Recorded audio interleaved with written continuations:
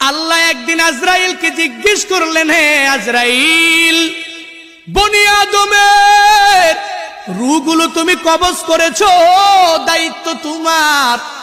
হে আজরাইল, তুমি আমারে জানাও না ওই বনি আদমের মধ্যে কোন কোন রূহ কবজ করতে তোমার অনেক কষ্ট হয়েছিল। আজরাইল জানায়া দেয়, হে ও দয়ার মালিক, বনি আদমের মধ্যে দুইটা রূহ কবজ করতে আমার অনেক কষ্ট হয়েছে। কোন দুইটা রূহ? বলে এক নম্বরে এক আল্লাহর বান্দি মহিলা, বিশাল এক সমুদ্রের মধ্যে জাহাজটা প্লাবনের মধ্যে পড়িয়া যখনই ডুবিয়া যাবে, ওই হালাতে সবাই ডুবিয়া গেল। এক প্রেগনেন্ট মহিলা, গর্ভবতী মহিলা কাঠের মধ্যে বসা, একটু পরেই এই মহিলা একটা বাচ্চা প্রসব করবে।